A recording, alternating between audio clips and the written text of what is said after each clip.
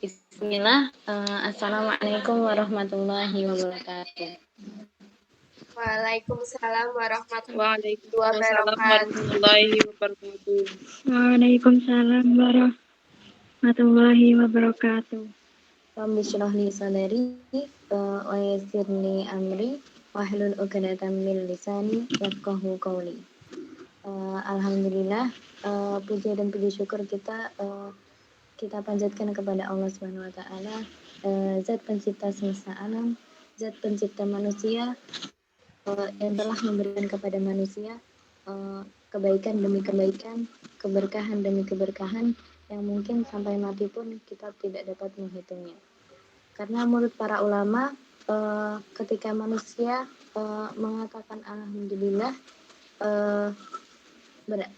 untuk mengadas saja dia perlu bersyukur. Berarti kalau untuk kata alhamdulillah, maka dia perlu beralhamdulillah lagi. Oleh karena itu, maka kita memohon kepada Allah untuk mengampuni kekurangan-kekurangan kita, mengangkat kelebihan-kelebihan kita, dan mudah-mudahan semoga kita dijaga oleh Allah,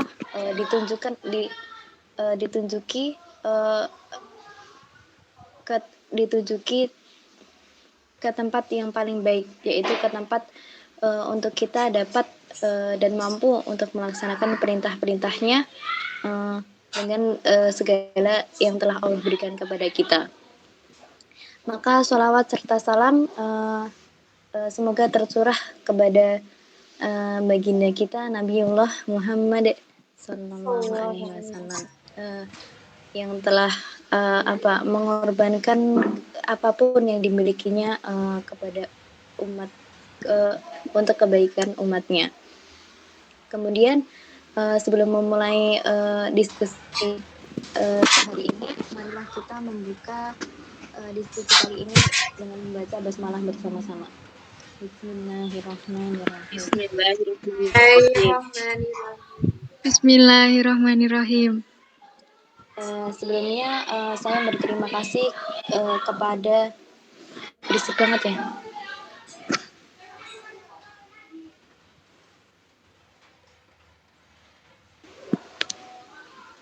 Sebelumnya saya ingin berterima kasih kepada Bapak Dr. Muhammad Munadi, MPD, yang telah memberikan kesempatan kepada kami untuk dapat mendiskusikan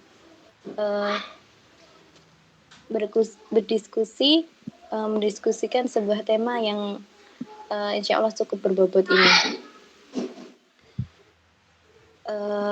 Kemudian perkenalkan, kami dari kelompok 7 yang beranggotakan 1 Al-Lutfu Sya'bana dengan NIM 203111216.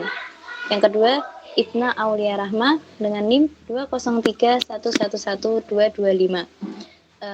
Yang ketiga Arini Nurul Husna dengan NIM 203111234. Dan yang terakhir Enggar Sedianing Tias dengan NIM 203111234. Di sini saya selaku MC dalam diskusi hari ini. Kami akan mendiskusikan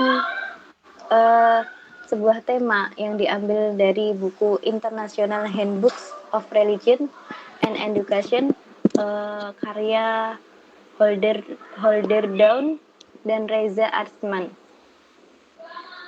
Tema yang kita ambil yaitu teknologi informasi dan komunikasi dan pendidikan dalam konteks muslim. Sedikit pengantar dari saya. Jadi perkembangan teknologi saat ini sudah sangat berkembang dengan sangat pesat seiring penemuan dan perkembangan ilmu pengetahuan dalam bidang informasi dan komunikasi, sehingga tercipta alat-alat yang mendukung dan memudahkan di kehidupan manusia seperti HP, laptop, komputer, ataupun internet seperti itu. Kemudian penggunaan teknologi modern dapat meningkatkan pencapaian dalam segala bidang yang kemudian menjadi salah satu ciri umum di semua negara. Namun perkembangan teknologi informasi dan komunikasi tersebut meskipun sangat pesat perkembangannya, namun itu tidak secara merata tidak tersebar secara merata di seluruh dunia, sehingga di setiap negara itu memiliki kebijakan yang berbeda, kebijakan tersendiri terhadap penggunaan teknologinya. Mungkin cukup itu saja pengantar dari saya. Langsung saja pembahasan yang pertama.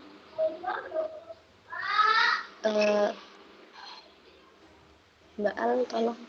Pembahasan pertama tentang belanjakan tiket untuk perjalanan ke masa depan, yang akan dijelaskan oleh Mbak Al Lutful Syabana. Waktu dan layar dipersilahkan. Baiklah, saya akan sedikit menjelaskanlah setahu saya tentang belanjakan tiket untuk perjalanan ke masa depan. Perjalanan ke masa depan yang tidak diketahui sebelumnya memang harus setidaknya untuk direncanakan. Tergantung mereka akan pada akhirnya akan menjalankannya atau tidak akan menjalankannya. Kemajuan di bidang teknologi, kesehatan, kedokteran, dan ilmu. Namun meski ada banyak negara yang berkumpul untuk memberikan solusi bagi negara lain yang tidak begitu maju, tampaknya memang negara maju itu memiliki peran penting dalam menginformasikan kebijakan internasional, dan ini membawa kita pada pemikiran ulama, nilai-nilai yang digunakan untuk menyusun rencana dan kebijakan pembangunan dunia. Sekarang bagaimana jika keinginan yang bergabung dengan yang lain di masa depan membutuhkan pembaharuan masyarakat? Pembaharuan yang benar-benar melampaui perubahan karakter aktivitas zaman sekarang. Seperti masa sekarang itu banyaknya anak kecil yang sudah bisa main gadget. Pada masa jalan menuju masa depan yang lebih baik, ada kemungkinan kuat bahwa orang terpinggirkan berdasarkan cara hidup, norma, dan nilai yang mereka warisi, hormati. Dan fakta ini menimbulkan pertanyaan hak asasi manusia.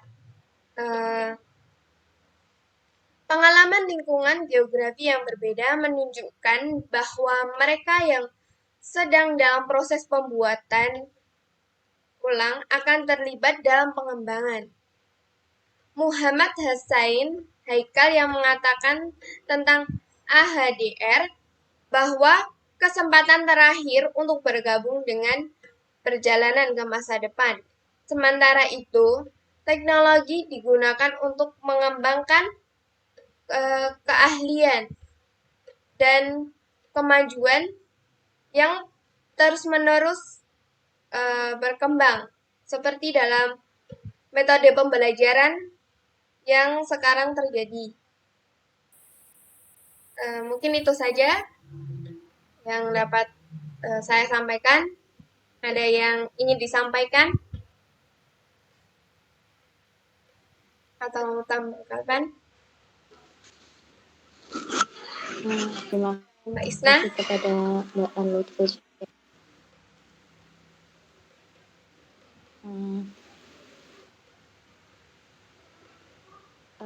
Ya, saya ingin bertanya.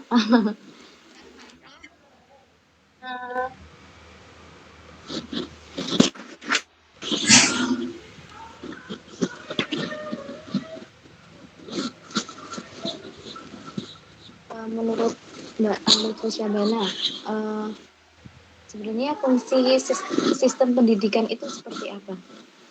Fungsi sistem pendidikan nasional itu berfungsi sebagai inkubator nasional karena mereka menciptakan struktur ekonomi, pengetahuan, proses konten, dan produktivitas melalui sekolah formal. Mungkin itu. Ada yang ingin ditanyakan lagi? Isna mau tanya, Mbak Al. Terima kasih Mbak. Oke.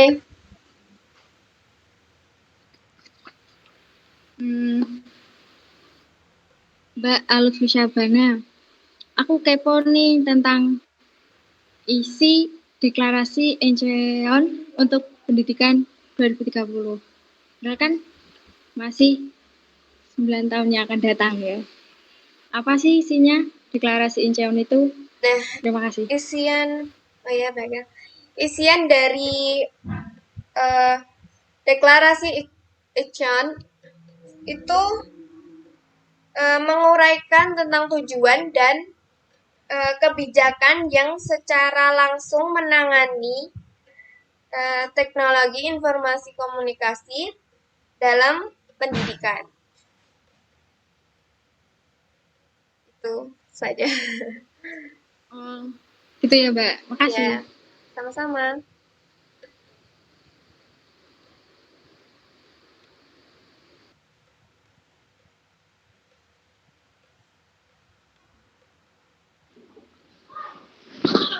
Baik, mungkin ada tanggapan lain.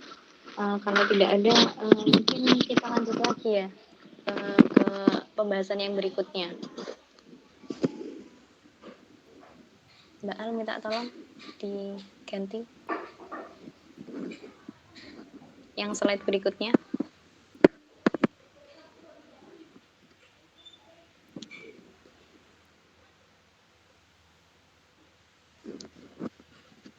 Mbak Al Lutfus Syabana. Oh ya. Ya udah. Baiklah, pembahasan yang selanjutnya tentang akses dan nilai di dunia yang terhubung yang akan dijelaskan oleh Mbak Enggar Sedianing Tias. Waktu dan layar dipersilahkan. Oke, terima kasih Mbak Arini. Poin yang kedua mengenai akses dan nilai di dunia yang terhubung. Nah, dengan adanya perkembangan media dan ilmu teknologi itu dapat mengubah konsep dan nilai-nilai mengenai kesetaraan, akses, konektivitas, dan otonomi menjadi konteks yang perlu untuk disebarluaskan. Nah, nilai-nilai dalam pendidikan itu dapat disesuaikan dengan nilai-nilai dalam kehidupan masyarakat.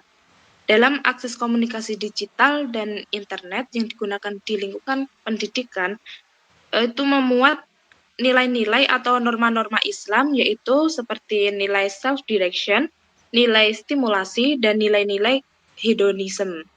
Yang pertama mengenai nilai-nilai self-direction, meliputi kualitas harga diri, pemikiran dan tindakan mandiri, kebebasan, mengeksplorasi, memilih tujuan sendiri, dan kreativitas. Untuk nilai selanjutnya yaitu mengenai nilai-nilai stimulasi, yaitu berupa kegembiraan, kebaruan, dan tantangan dalam hidup seperti adanya keberanian, adanya kehidupan yang bervariasi, dan kehidupan yang mengasihkan. Lalu untuk nilai hedonism itu bisa berupa mengenai keterbukaan dan peningkatan diri, adanya kesenangan atau kepuasan untuk diri sendiri seperti kesenangan dalam menikmati hidup dan memanjakan diri. Penggunaan teknologi informasi komunikasi dalam pendidikan itu dapat menjadikan pembelajaran akan membahas nilai-nilai masyarakat modern yang mempunyai sifat keterbukaan dan motivasi untuk orang mengikuti minat emosional dan intelektual mereka sendiri ke arah yang tidak terduga dan tidak pasti. Internet dalam bahasan ini itu merupakan salah satu akses untuk memajukan pendidikan serta nilai-nilai dalam kehidupan di dunia. Penggunaan teknologi dalam konteks Islam itu salah satunya yang membahas ini adalah negara Iran. Di Iran, para santri itu dapat mengakses sumber informasi sehingga mereka mendapatkan perspektif dan pertanyaan-pertanyaan yang baru berkat adanya teknologi. Dalam pokok bahasan ini juga membahas atau disebutkan yaitu pada tahun 2010 sampai 2014 itu terdapat survei mengenai nilai dunia gelombang 6 dengan bahasan pokok tentang perubahan masa depan lebih menekankan pada pengembangan teknologi. Negara-negara yang dipilih untuk diadakan survei tersebut yaitu ada Aljazair, Bahrain, Palestina, Irak, Jordania, Kuwait, Lebanon, Libya, Malaysia, Pakistan, Qatar, Turki, dan Mesir. Nah, menurut survei tersebut, didapat informasi bahwa total 71% responden di negara-negara itu percaya bahwa perkembangan teknologi adalah hal yang baik, dan 6,1% menganggap teknologi sebagai sesuatu yang buruk. Mungkin itu saja yang saya sampaikan. Terus saya pengen bertanya nih kepada teman-teman. Menurut teman-teman, mengapa teknologi itu kok bisa dijadikan sebagai akses dalam kemajuan atau perkembangan Islam? Mungkin dari teman-teman ada yang mau menjawab?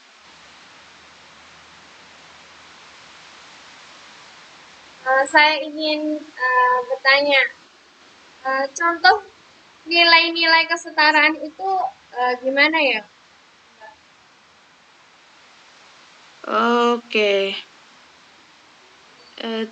Contoh dari nilai-nilai yang berkaitan dengan kesetaraan itu sebagai contohnya yaitu kesetaraan pada gender antara laki-laki dan perempuan. Nah, kesetaraan gender itu dapat berupa seperti yang sekarang ini ya, perempuan bisa mendapatkan pendidikan formal yang setinggi-tingginya sama halnya dengan pendidikan pada laki-laki. Seperti itu.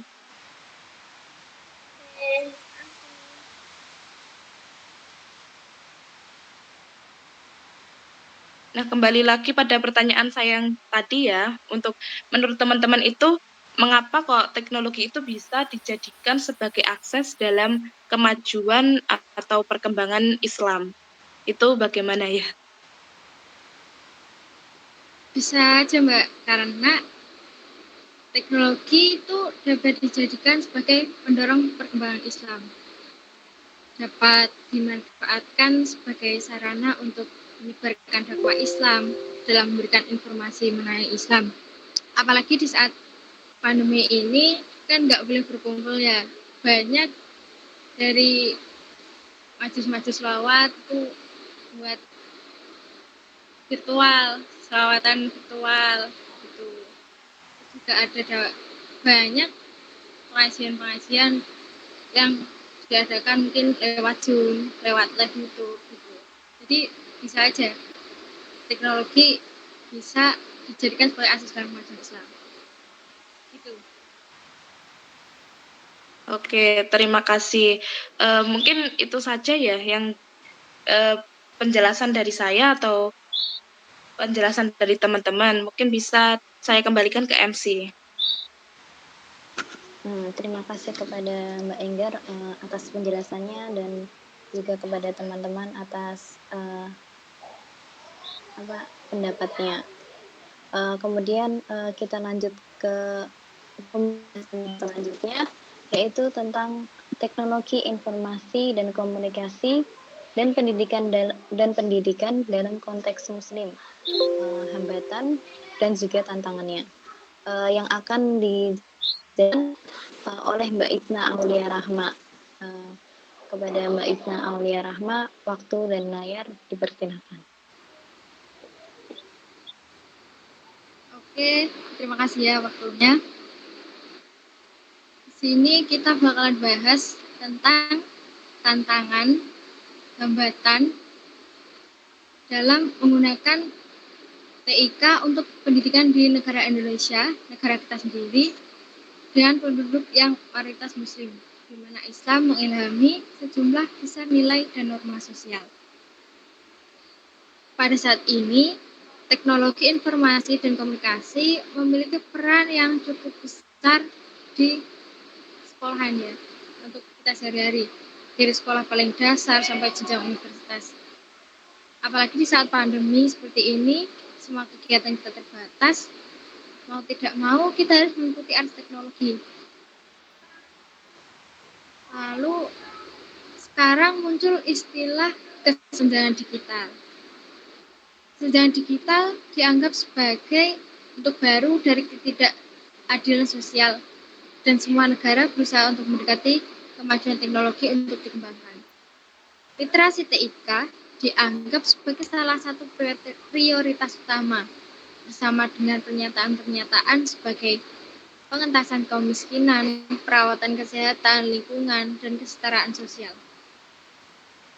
Nah, menyediakan manfaat teknologi baru, terutama teknologi informasi dan komunikasi, adalah salah satu target tolak ukur internasional, seperti tujuan pembangunan milenium yang menganggap bahwa TK itu sebagai hak asasi manusia yang mendasar. Balik lagi ke kesenjangan digital, menurut kalian kesenjangan digital itu gimana sih? Aku agak kurang paham nih. Mungkin ada yang tahu dari teman-teman kesenjangan digital itu gimana? Iya Mbak Isna, saya ingin menambahkan ya, kalau dilihat dari pesatnya perkembangan teknologi informasi yang saat ini itu tentu saja mempengaruhi banyak hal kan ya, mulai dari kebiasaan masyarakat hingga munculnya berbagai bisnis berbasis digital untuk mempermudah masyarakat untuk memenuhi kebutuhannya. Nah, upaya proses dari digitalisasi di Indonesia ini nyatanya tidak semulus yang seperti kita bayangkan, bahkan malah memunculkan berbagai masalah baru seperti kesenjangan digital. Nah, kesenjangan digital itu merupakan kondisi di mana terdapat adanya kesenjangan pada masyarakat mengenai pengetahuan dan juga kemampuan dalam mengakses segala bentuk teknologi informasi dan komunikasi. Kesenjangan digital itu tetap menjadi persoalan meskipun pada negara maju dengan masyarakat yang mayoritas sudah paham akan penggunaan dan pemanfaatan teknologi.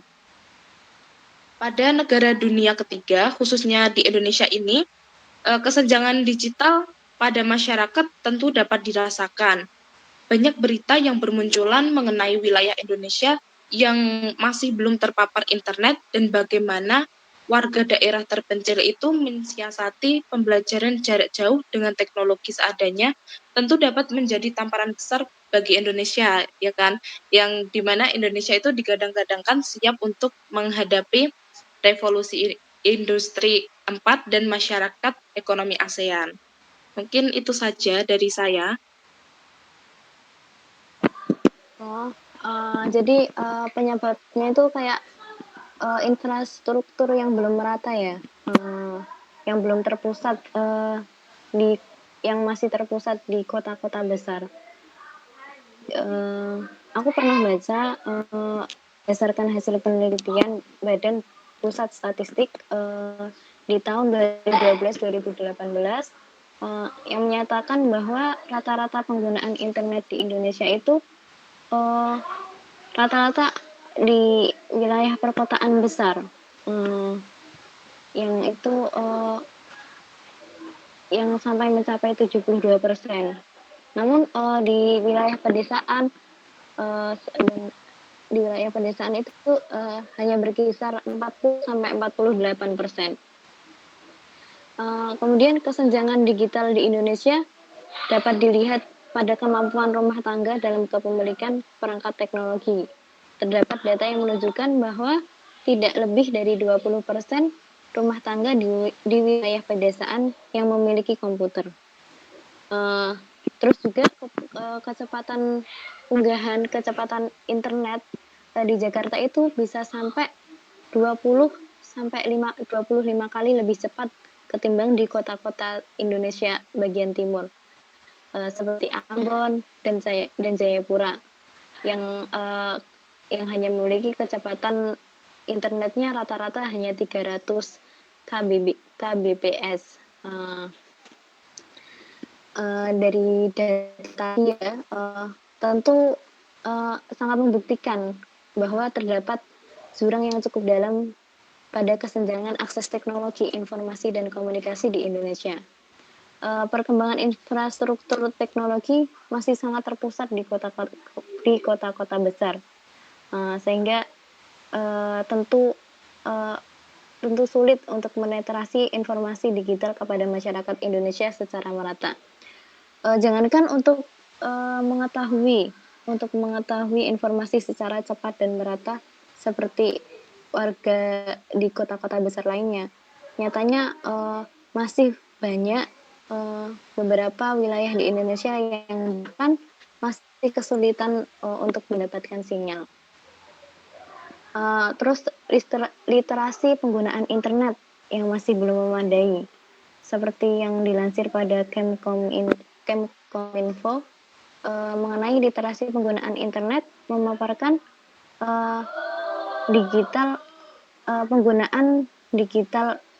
penggunaan internet antara laki-laki dan perempuan sebesar 21%. Artinya akses internet dan teknologi digital kepada perempuan masih terbatas. Selain itu juga literasi digital di Indonesia masih terhitung rendah. Hal ini dapat dibuktikan dengan peringkat literasi digital Indonesia yang masih berada di peringkat 56 dari 63 negara di dunia.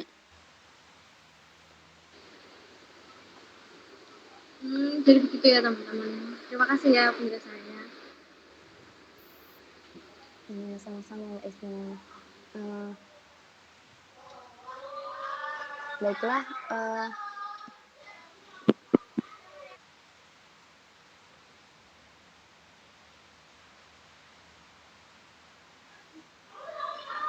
terima kasih kepada Mbak Isna Aulia Rahma atas penjelasannya. Cukup menarik ya materi tema kita kali ini. Cukup menarik dan cukup berbobot. Ya, semoga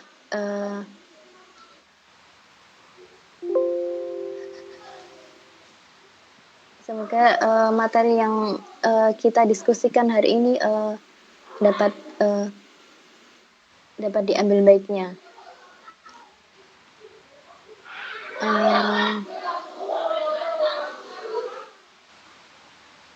Mungkin saya ingin sedikit menyimpulkan dari materi kita hari ini, materi yang kita diskusikan. Jadi sebagian hasil dari teknologi informasi dan komunikasi sebenarnya lebih ditujukan di dunia pendidikan ya, karena proses belajar mengajar itu harus selalu update gitu ya, harus selalu mengikuti perkembangan zaman, mengikuti perkembangan ilmu teknologi dan sebagainya. Selain itu juga dengan semakin mudahnya kita mengakses di internet, kita juga semakin lebih mudah untuk mengetahui apa-apa yang belum kita ketahui. Namun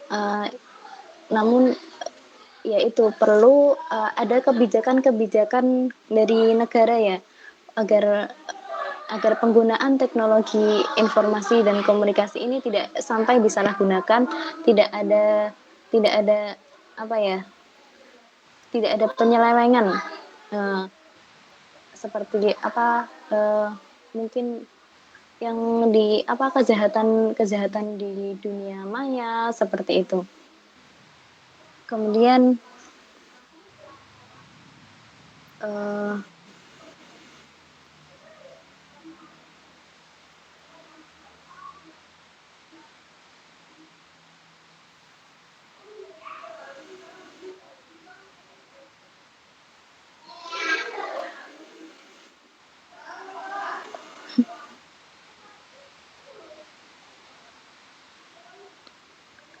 kemudian karena di negara kita itu tuh mayoritas negara Muslim yang signifikan dengan norma agama dan tradisi, sehingga memiliki informasi budaya dan juga kebijakan penggabungan TIK yang memfasilitasi penggunaan teknologi komunikasi informasi untuk pendidikan dengan tetap memperhatikan nuansa budaya dan nilai yang melibatkan pendidik dan peserta didik. Namun untuk mencapai tujuan ini tidak mudah ya, dan tidak mudah dan cukup menantang, sehingga perbedaan tantangannya itu ada karena perbedaan utama dari nilai-nilai pendiri masyarakat, pendiri teknologi tersebut, juga pendiri-pendiri kayak budaya-budaya budaya-budaya di daerah masing-masing. Jadi pasti ada pro kontra antara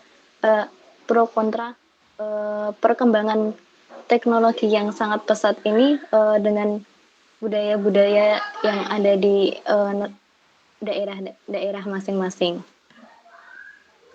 Mungkin cukup itu ya,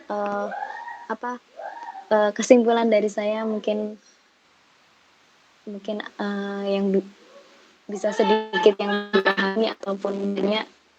Mungkin ada yang lain yang mau memberikan sedikit kesimpulan? Ya, saya ingin sedikit menambahi. Di zaman sekarang itu ada teknologi yang itu lebih kayak gimana ya, seperti mempersempit ruang untuk berkomunikasi dengan orang terdekat.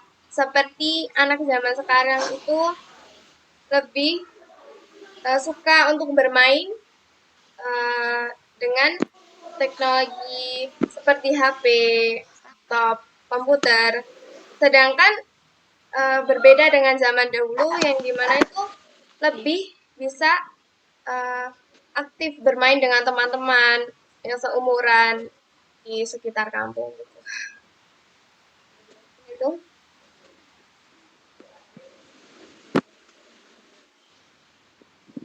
Ya, terima kasih kepada Mbak Lutfi Syabana atas tambahannya ya.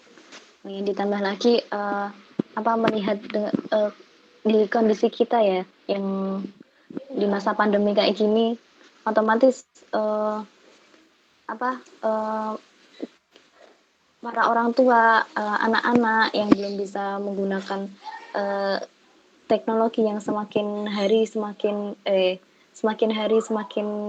bertambahnya seiring bergantinya zaman, perkembangan teknologi tetap berkembang. Jadi mau nggak mau di masa pandemi kayak gini harus belajar ya, harus mengikuti perkembangan tersebut. Walaupun susah, tapi ya sedikit demi sedikit tetap bisa mengikuti.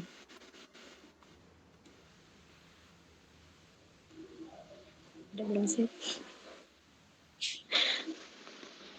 Ya, semoga di masa pandemi ini meskipun semuanya daring, semuanya serba menggunakan teknologi internet seperti itu, semoga ada baiknya. Dan semoga tidak berlebihan sehingga tidak keluar dari yang telah disyariatkan oleh agama kita. Mungkin cukup diskusi kita pada hari ini. Waktunya tinggal berapa ya?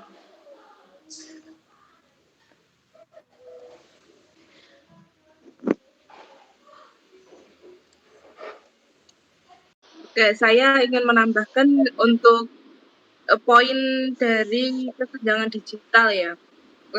contoh dari kesenjangan digital yang terjadi di Indonesia itu kan seperti ada terbatasnya akses internet untuk desa-desa terpencil, terus susah mendapatkan sinyal, lalu ekonomi yang kurang mendukung sehingga untuk para siswa itu dalam pembelajaran itu tidak ada handphone atau laptop untuk menunjang pendidikannya. Nah, untuk permasalahan yang saat ini keadaan seperti ini itu kan hal kayak gitu kan sangat mengganggu ya, sangat mengganggu jalannya pembelajaran. Jadi hal-hal seperti itu bisa dimasukkan ke dalam contoh kesenjangan digital. Seperti itu. Ada yang ingin menambahkan atau ingin memperjelas?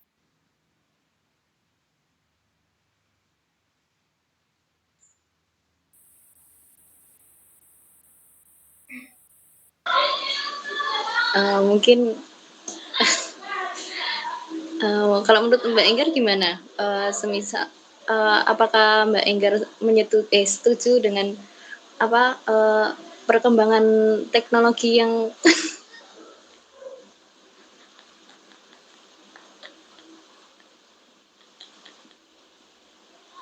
teknologi yang semakin maju? Apakah Mbak Enggar setuju dengan perkembangan teknologi yang sekarang yang semakin canggih dan semakin mudah untuk diakses dan sebagainya? Mbak apa sih? Sangat setuju kalau saya ya. Soalnya kan itu kan juga mempermudah kita ya untuk memenuhi kebutuhan kita gitu. Memenuhi informasi yang kita butuhkan seperti itu kan. Nah, kalau hal seperti itu yang memang harusnya didukung gitu. Tapi kan di daerah Indonesia ini kan semuanya tidak bisa merata karena kan ada daerah-daerah terpencil yang mungkin sinyalnya susah gitu.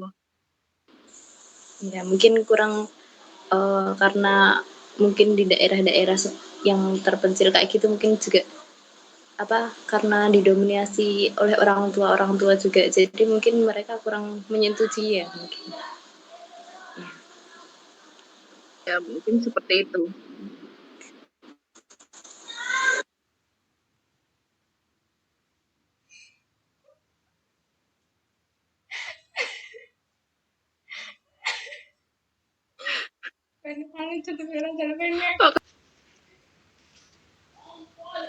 Ya baik, mungkin kita cukupkan dulu diskusi kita hari ini. Sekali lagi terima kasih kepada Bapak Dr. Haji Muhammad Munadi MPD yang telah memberikan kita kesempatan untuk mendiskusikan tema kali ini.